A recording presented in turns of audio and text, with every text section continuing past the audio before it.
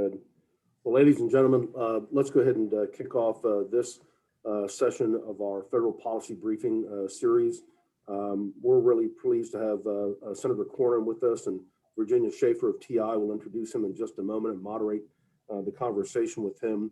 Just as a reminder, following Senator Cornyn, we'll hear from Representative Van Taylor at noon today. And then we're going to hear from Congressman Pete Sessions tomorrow at 9:30 a.m.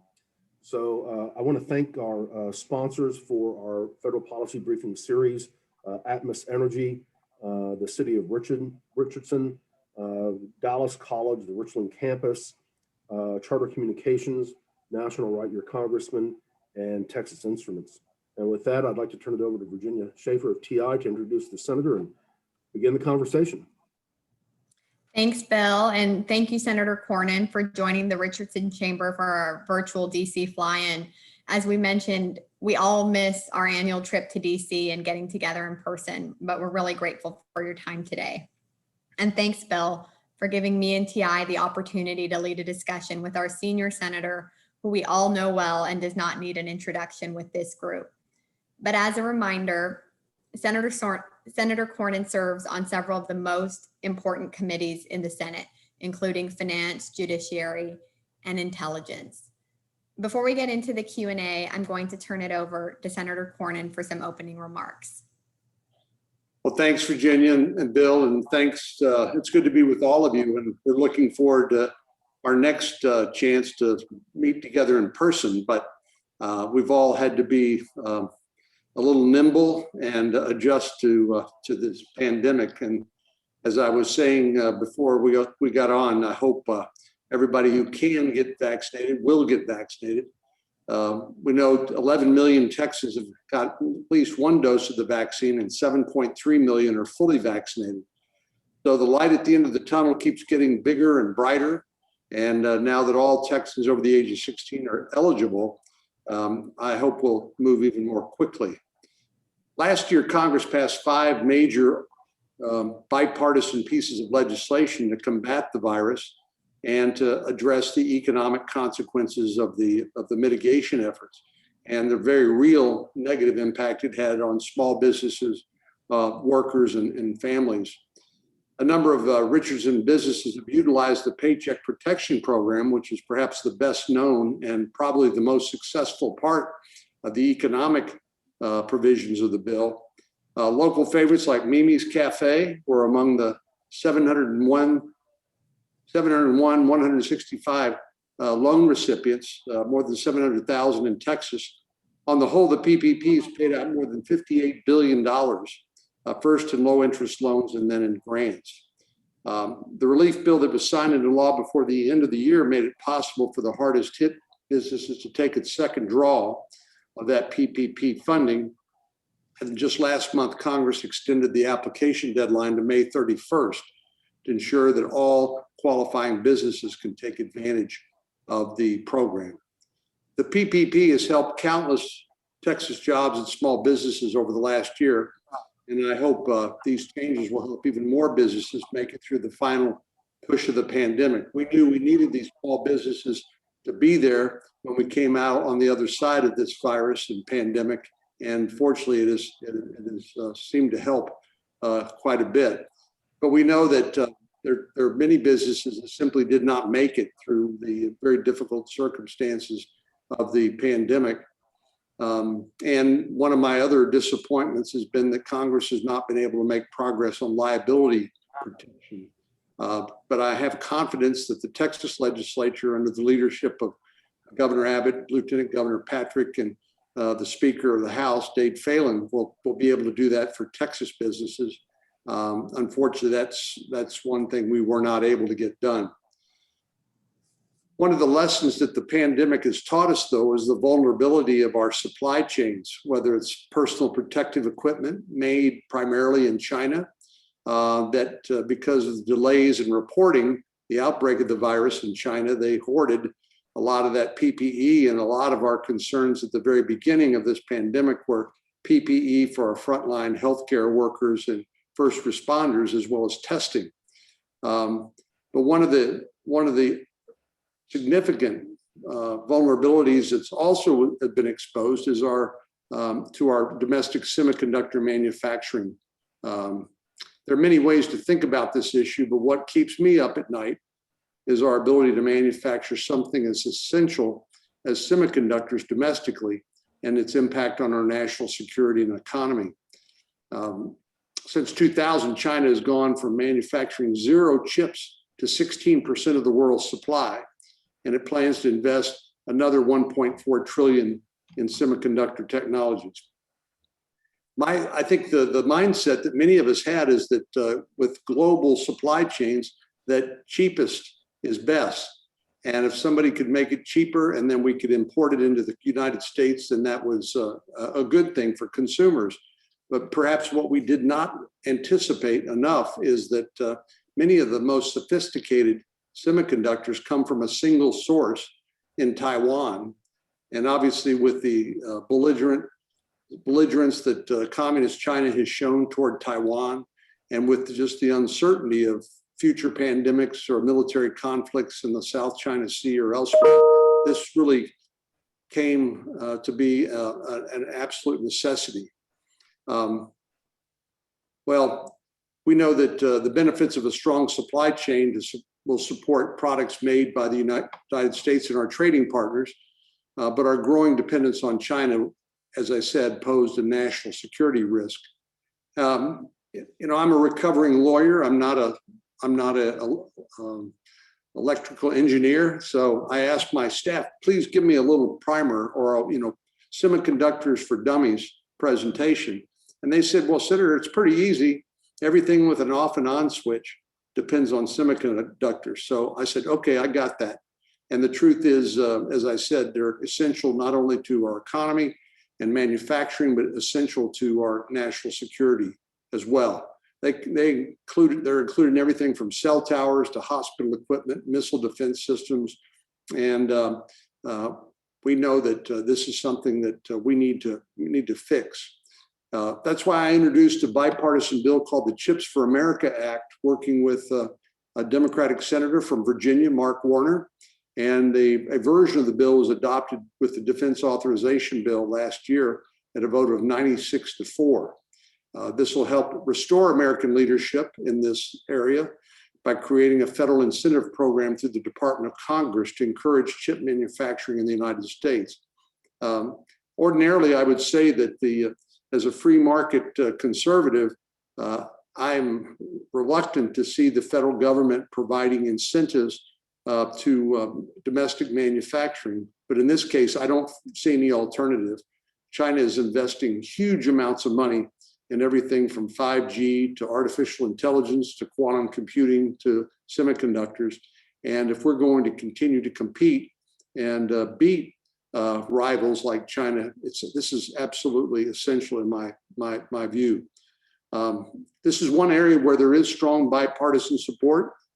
My one meeting at the White House this year with President Biden, he seemed all on board. We had a number of folks on both the House and the Senate side to join us. So I'm actually optimistic about getting that piece done.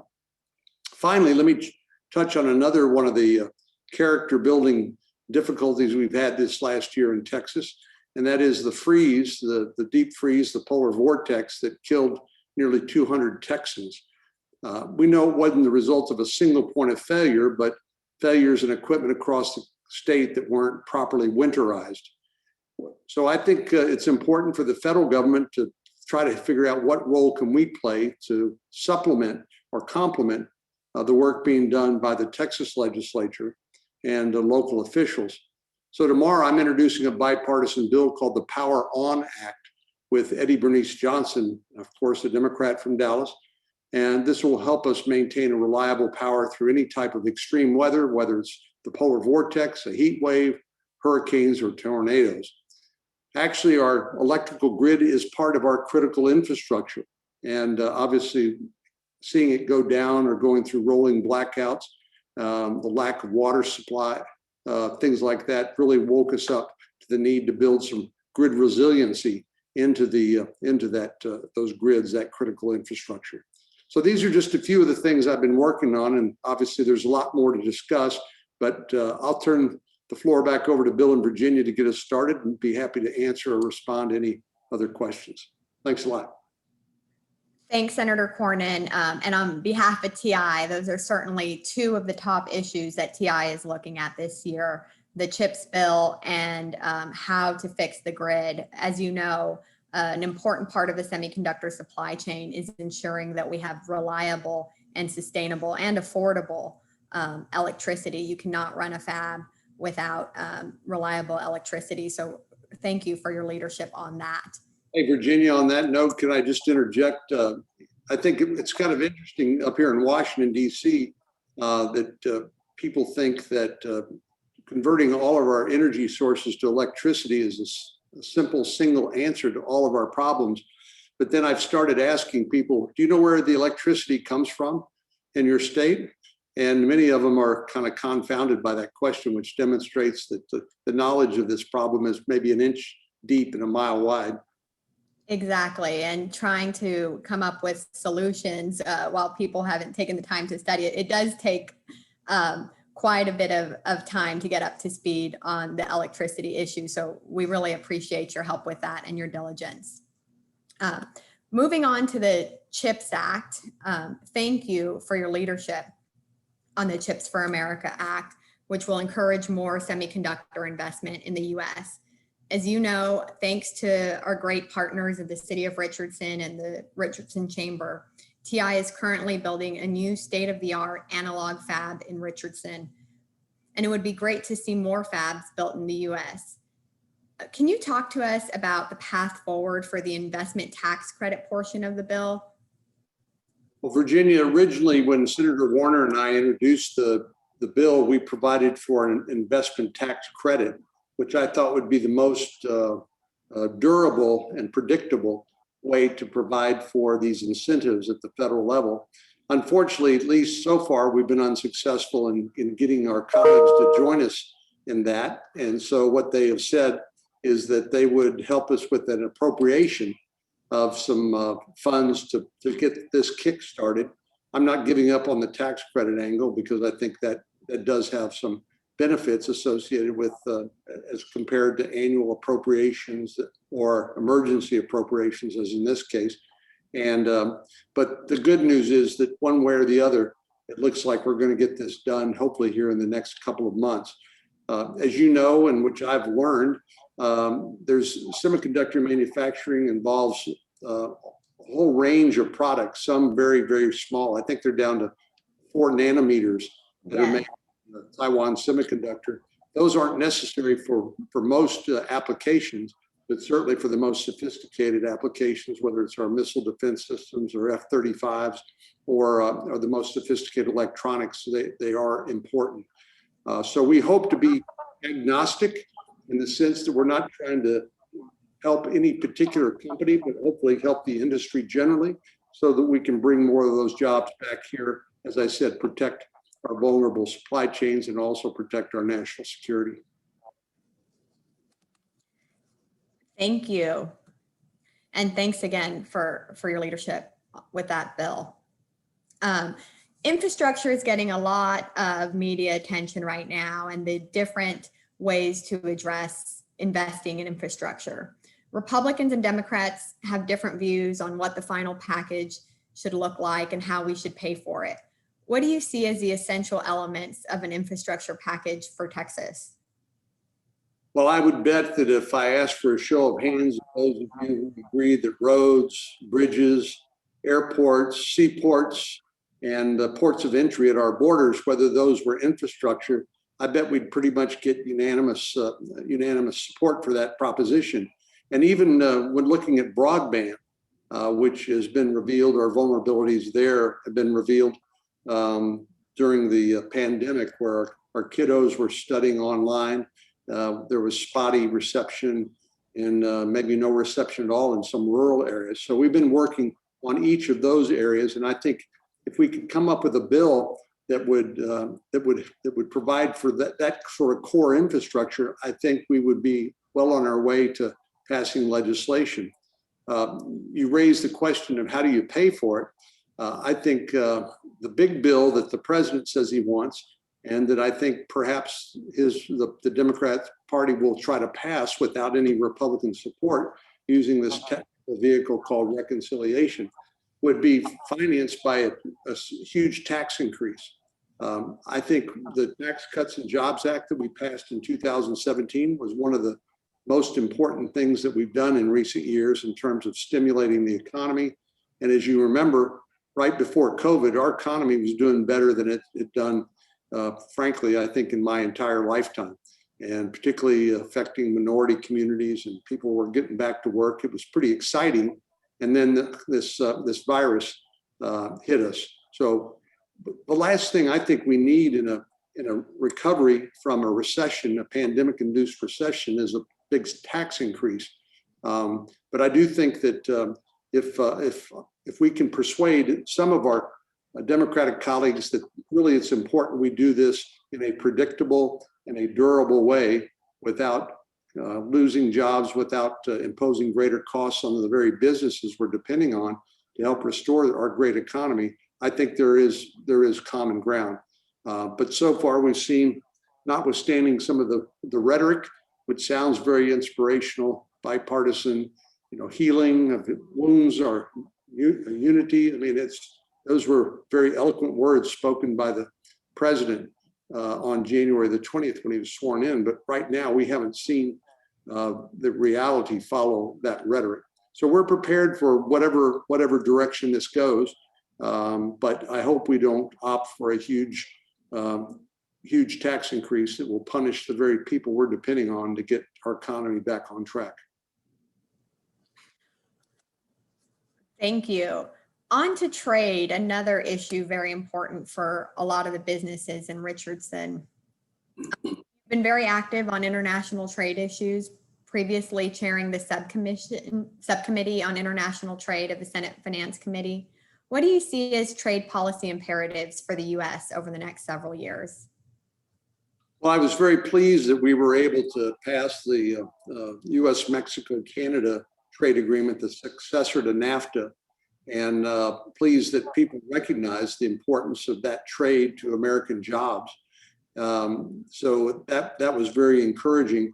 One of the mistakes I think we've made during the Obama administration, the Obama administration proposed the Trans-Pacific Partnership, basically to work with a lot of our Asian allies to counter China. And the Trump administration said they didn't want to pursue these multilateral trade agreements. They felt like we gave up too much in these multilateral agreements, and they opted for bilateral trade agreements, which they negotiated a number of. I think for all sorts of reasons that we ought to take another look at the TPP because China is on the march.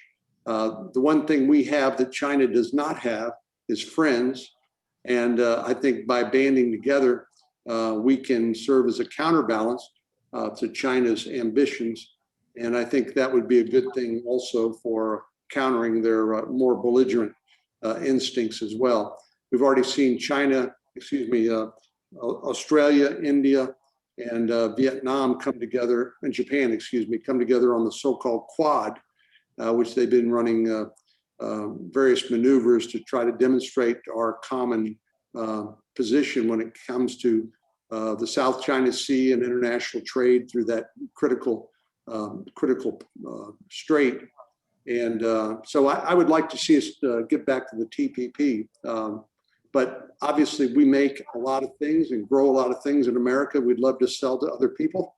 And that's great for jobs in our economy, and anything I can do to help encourage more of that, you can sign me up for that. Well, thank you. TI was a big proponent of TPP, and the Richardson Chamber was supportive as well. So we'd like to see that come back into the conversation as well. Getting a little more into the weeds on trade, we saw a lot of attention on the Section 301 tariffs during the Trump administration. Last week, you signed a letter asking USTR to restart the exclusion process for 301 tariffs. Can you talk to us about how the exclusion process would help U.S. manufacturers and businesses? Well, one of the things that, President Trump really, one of the tools he used for tariffs, And one of the things that I think those of us in Congress learned is that we had delegated a lot of authority to the president and the executive branch when it came to tariffs. And some of them, frankly, we felt like we needed to claw back some of that authority, or at least make sure that Congress was consulted and worked together with the administration in dealing with these international trade policies. I know we're looking at things like this exclusion, but during the last administration, it looked to me like we were literally sort of picking winners and losers when it came to trade overseas. And people had to petition the government for a waiver or different restrictions on international trade. I just was not comfortable with the federal government sort of micromanaging this trading policy. And I'd like to see a more collaborative approach, and I'd like to see one that doesn't require businesses to ask, mother may I, of the federal government before they engage in business activities with other countries. Thanks. Very important for businesses in Richardson as one of the tech capitals in Texas. So thanks for your leadership there. Switching gears a little bit to an issue that's near and dear to my heart growing up in South Texas. Getting immigration policy right is critical to supporting Texas's workforce needs at all levels of the economy. Do you think immigration reform can finally happen this year? And what are the necessary steps to make some steps forward?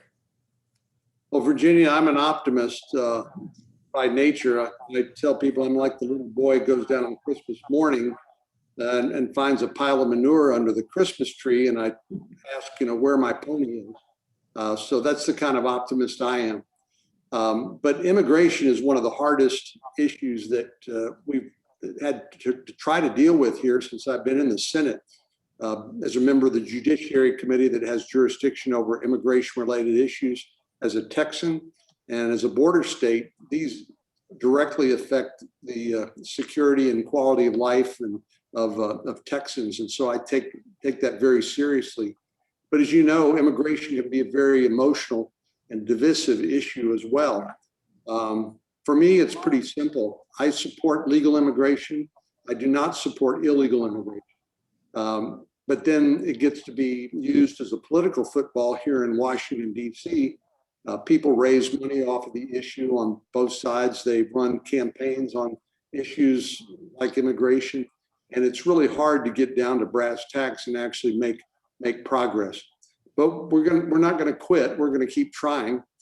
But the most immediate challenge is the current crisis at the border, when this flood of humanity coming across, more than 250,000 migrants in February and March alone.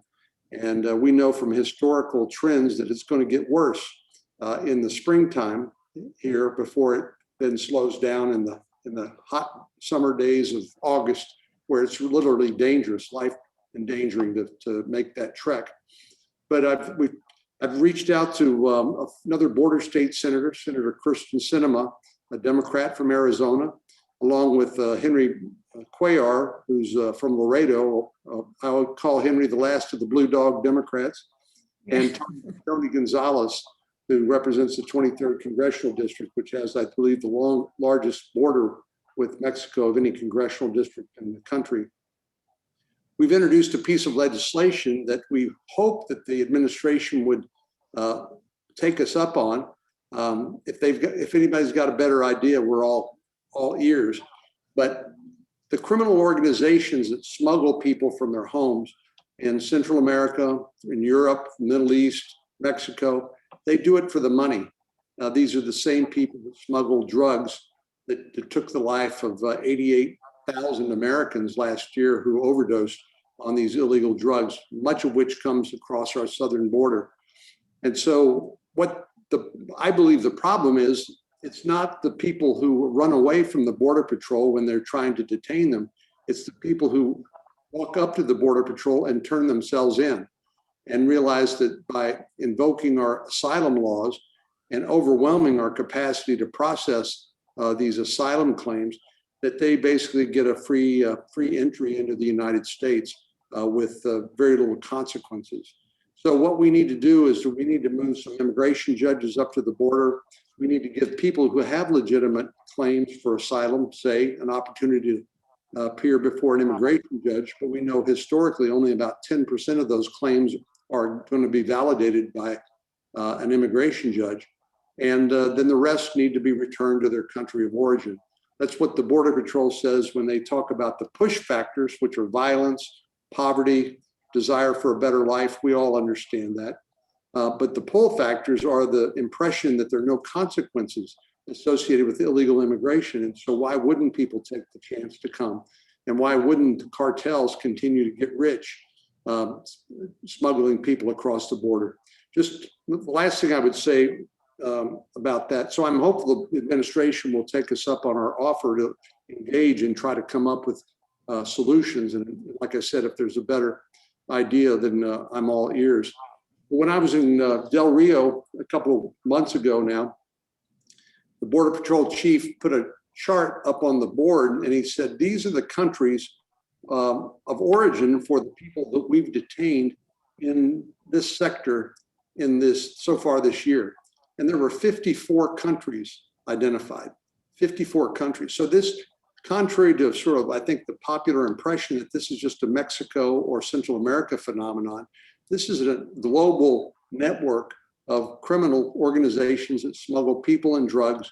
And for the right price, you too can make it to the United States. But obviously, this is very dangerous to them. And obviously, these cartels care nothing for the migrants themselves. And we need to restore some order and some law in order to our borders and legal immigration process. Having said that, we are a nation of immigrants. We're the most generous country in the world when it comes to legal immigration. And I believe there's a lot of things we can do there to make it even better. Thanks for those comments and for your work. As I mentioned, growing up on the border, I certainly saw firsthand the strain it can put on local resources. So thank you for that. I think we're running out of time, but I am going to ask one question from the audience before we close out. This goes back to the interaction between the federal government and the state government. What can the chamber members do to break the holdup of the $18 billion in COVID relief funding the federal government appropriated to help our Texas public schools? Well, one of the things we found, Virginia, is that just because Congress votes on something, sends some money to the states or the schools, that it's not like flipping a switch. It doesn't automatically show up there. Unfortunately, we've seen this in things like hurricane relief, disaster relief of different kinds. Sometimes it takes a couple of years for the money to get to the intended target. We'll keep trying to push from our end to get the money out the door as fast as we can to the intended target. And certainly public education is something we all support, and we want to see our kids back in class safely, learning and not. So we need to make sure they can do that safely. Part of the challenge has been some of the desire to go it on their own of our Democratic friends, and it takes a long time to spend trillions of dollars for better or for worse. But I hear what you're saying. We'll try to do what we can to push from this end to get the money to the intended beneficiary, particularly our public schools. Meantime, I know the Texas legislature is still in session, and in fact, looks like they're probably going to have a special session to deal with everything from redistricting to how to distribute the various monies that they're receiving from the federal government for COVID-19 relief. I'm talking to TxDOT and other folks to figure out how, perhaps to the extent the money is not needed for some categories of relief, that it could be repurposed to provide for funding for some of the infrastructure that I think we'd recognize that would be very helpful to our economy and public safety in Texas. Well, thank you. And thanks again for your leadership and your valuable insights. We really appreciate your time during your busy days in Washington, and hope to see you in person in Texas very soon. Well, it's good to see some friendly faces. You know, they said in Washington, if you want a friend, get a dog. But Zoom with friends back home it beats even that. So thanks a lot. Good to see you. Thanks. Bye. Thanks, Senator. Appreciate your time. Virginia, thanks for moderating that discussion with Senator Cornyn. Very thoughtful, elected official, and we always appreciate his presence and support. So again, just a reminder that our next federal policy briefing will be with Congressman Van Taylor starting at 12:30, so in about an hour. So that gives you time for a break and maybe a bite of lunch. And again, thanks to our sponsors, Atmos Energy, City of Richardson, Charter Communications, National Write Your Congressman, Dallas College, the Richmond campus, and TI. All right, we will see you in about an hour. Thanks.